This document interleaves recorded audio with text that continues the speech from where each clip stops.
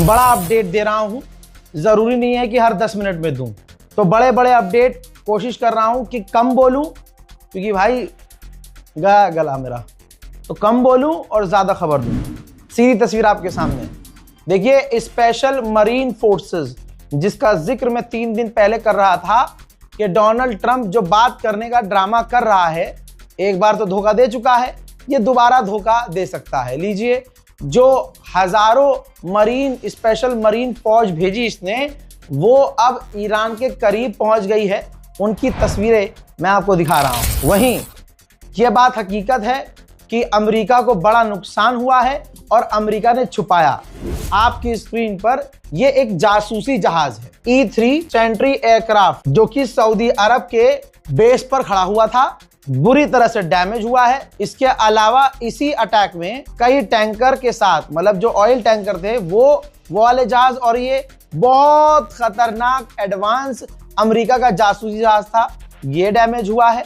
इसके साथ साथ आपको बताना चाहूंगा कि 11 से 12 अमेरिकी सैनिक बुरी तरह से घायल हुए हैं। आज जाकर अमेरिका के अखबार में खुल गई है बात। आईडीएफ ने ऐलान किया है, ये आईडीएफ के चीफ हैं, इन्होंने कहा है कि आने वाले कुछ ही दिनों में हम अपना ऑपरेशन कंप्लीट करने वाले हैं, यानी अब ये भी अपना झोला समेटने वाले हैं। इजराइल के अखबार मैं आपको दिखा चुका हूं, लिख रहे हैं, ब्रिटेन के अखबार, जर्मनी, फ्रांस, अमेरिका के अखबार लिख रहे हैं कि अमेरिका और इजराइल का कोई गोल पूरा नहीं हुआ है, लेकिन इज्जत बचानी है। तो आईडीएफ का चीफ कह रहा है कि जहां जहां हमने हमले करने थे, जो भी हमारा ईरान में टारगेट था, हमने हर जगह हमला किया और हम बहुत जल्द अपना ऑपरेशन कंप्लीट करने वाले हैं। मेरे दोस्तों, गेम हो गया है। मैंने बताया था कि कुर्दिस्तान के राष्ट्रपति के घर पर ईरान के समर्थक लड़ाकों ने हमला किया। ठीक, इराक के राष्ट्रपति ने निंदा की, और अब आप हैरत करेंगे, IRGC ने निंदा की और कहा कि यार राष्ट्रपति के घर पर हमला सही नहीं है। एक्सपर्ट के मुताबिक जिन ग्रुप ने कुर्दिस्तान के राष्ट्रपति के घर पर हमला किया, वो ईरान समर्थक ही ग्रुप है। भाई, अमेरिका के न्यूज आर्टिकल क्या लिख रहे हैं देखिए। अमेरिका के अखबार लिख रहे हैं कि डोनाल्ड ट्रंप को उसके अपने ही लोग जो आसपास के हैं धोखा दे रहे हैं। वो उन्हें अपडेट दे ही नहीं रहे ऐसे कि उनका नुकसान हो रहा है, बल्कि वो उनको ऐसे दिखा रहे हैं कि हम जीत रहे हैं, और वही अपनी फर्जी जीत में 4 चांद लगाकर जब बाहर मीडिया के सामने बोलता है ट्रंप, तो उसकी बातें जमीनी हकीकत से काफी दूर होती हैं। बड़ी खबर यह भी है कि ईरान और ग्रीस के विदेश मंत्री ने पहली बार इस कॉन्फ्लिक्ट में फोन पर बात की है। दोस्तों, सबसे पहले रजाग्राफी आपको दिखा रहा है, देख लीजिए। जो बात कही जा रही थी, चाहे ईरान के द्वारा चाहे किसी और के द्वारा, कि इस्लामाबाद में बातचीत नहीं हो रही है, लेकिन देखिए होने वाली है। इजिप्ट के मिनिस्टर और कई देशों के मिनिस्टर, ये देखिए इजिप्ट के मिनिस्टर पहुंचे हुए हैं, अरब के कई मिनिस्टर इस्लामाबाद पहुंच चुके हैं, और इसके बाद अरब देशों के मिनिस्टर्स की यहां झड़ी लगने वाली है, और उसके बाद अमेरिका के ऑफिशियल, टॉप ऑफिशियल पहुंचेंगे। और ये साफ सीधी बात है कि ईरान भले ही अभी ऐलान नहीं कर रहा है, और ईरान के टॉप लीडर कह रहे हैं कि डायरेक्ट बातचीत नहीं हो रही है, लेकिन जिस तरह से अब ऑफिसर्स और अरब देशों के मिनिस्टर्स पहुंच रहे हैं, लग रहा है कि अभी तो नहीं, लेकिन आगे आमने सामने बात हो सकती है। उधर हouthis ने एक बार फिर से हमला किया है, कहां? इजराइल पर, और इजराइल तक ये मिसाइल तीसरी पहुंची है, और इस तीसरी मिसाइल को भी इजराइल ने रोक लिया और फिर धमकी दी कि हouthis को हम सबक सिखाएंगे। मिसाइल देखिए।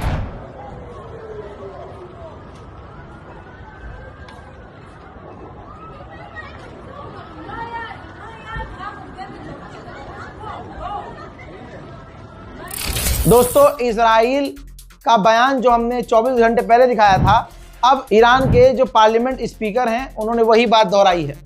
उन्होंने कहा कि इजरायली मिलिट्री के चीफ ने वार्न किया है कि आईडीएफ कोलैप्स हो सकती है, थक रही है।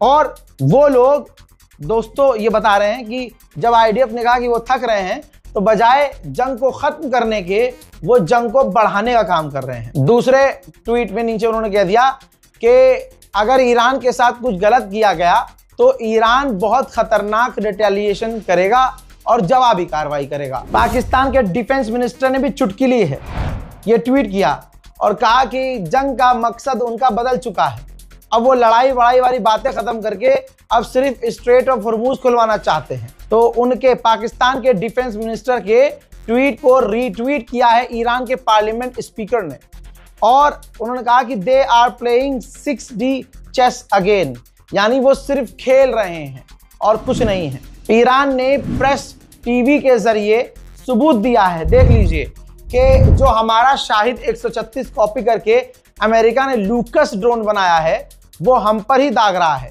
और उन्हें भी हमने मार गिराया है, जिसका मलबा ईरान का पत्रकार दिखा रहा है। कई सारे देशों को गलतफहमी है कि स्ट्रेट ऑफ हॉर्मूज में ईरान कमजोर है। हज़रात, एक ताज़ा ऑडियो आप सुनिए। स्ट्रेट ऑफ हॉर्मूज में IRGC खुली धमकी दे रही है कि अगर तुमने हमारी बात नहीं मानी तो तबाह कर दिए जाओगे। Serious warning, this is serious warning, this is serious warning. Hormuz Strait is closed and pass from that is forbidden. You are not allowed to pass from Hormuz Strait. You are ordered to go back to your departure immediately. Ordered to go back to your departure immediately. If you disobey, you will be destroyed. If you disobey, you will be destroyed. Captain, you are running danger. Don't put your life to danger. This is the Navy out. दूसरी तरफ बेखौफ ईरानी पूरी रात सड़कों पर आज भी प्रदर्शन कर रहे हैं।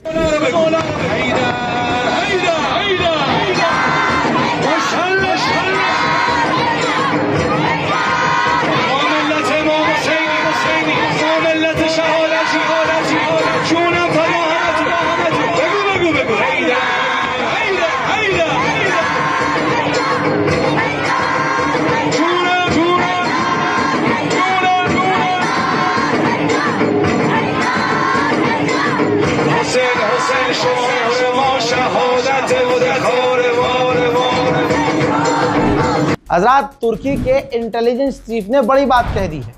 पूरी दुनिया के मीडिया के सामने कॉन्फ्रेंस में उन्होंने बोल दिया कि सारी दुनिया जानती है कि ये जंग किसने शुरू की। ये जंग ईरान ने शुरू नहीं की।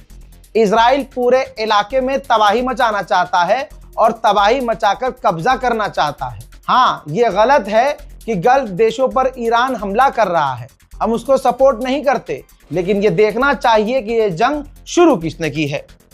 इजराइल पूरे इलाके पर तबाही मचाकर कब्जा करने की नियत रखता है, और जब भी बातचीत करने की ईरान से कोशिश की जाती है, सीजफायर की बात चलती है, तो इजराइल उस बातचीत को बिगाड़ने की कोशिश करता है। इसी जगह तुर्की के विदेश मंत्री ने कहा कि नेतन्याहू ने अपना सिर्फ करियर बचाने के लिए एक बड़ी सी जंग छेड़ दी। Once again, our region is the epicenter. The unlawful strikes against Iran pushed the region to the brink of a wider war, triggered by relentless Israeli escalation. We reject any scenario that drags regional states into a devastating conflict. Pakistani official ने बिल्कुल अलग बयान दिया। Pakistani official ने कहा कि Saudi अरब से जो डिफेंस डील की है हमने, वो हमारे लिए कोई फायदेमंद नहीं है। भाई, सऊदी अरब ने कहा था कि आप हमसे डिफेंस डील कीजिए, हमारी सुरक्षा कीजिए, हम आपके मुल्क में पैसा इन्वेस्ट करेंगे। अभी तक शुरू से अब तक सऊदी की तरफ से कोई भी इन्वेस्टमेंट नहीं हुई है। हमारा मकसद था सुरक्षा देना और पैसा हासिल करना। जब पैसा ही हमें नहीं मिल रहा है तो ये डील कहां से कामयाब है। हजरात, भारतीय पूर्व जासूसी एजेंसी के चीफ ने कहा है, रूस के अखबार में बड़ा छपा है, ये अंधभक्तों के मुंह पर जोरदार गोबर है। भारतीय स्पाई चीफ, पूर्व चीफ ने कहा है कि अमेरिका कभी भी ईरान में फौज नहीं उतार सकता है। ये सारा खेल दिमाग का है और प्रेशर का है, और ईरान हर तरह से तैयार है।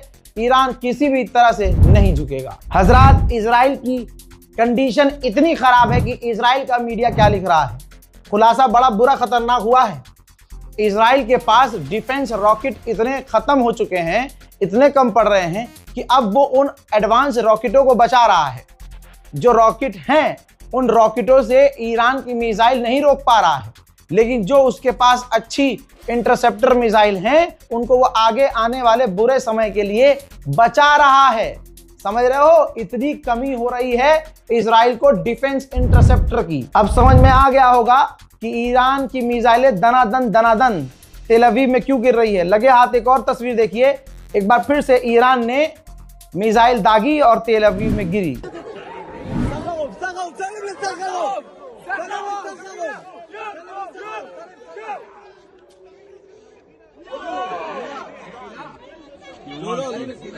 अब ऐसा नहीं है कि ईरान का नुकसान ही नहीं हो रहा है, ईरान का इतना नुकसान हो रहा है कि आप सोच नहीं सकते। ईरान के ऊपर खतरनाक इजराइल ने बमबारी की, पहले बमबारी देखिए और उसके बाद तबाही देखिए।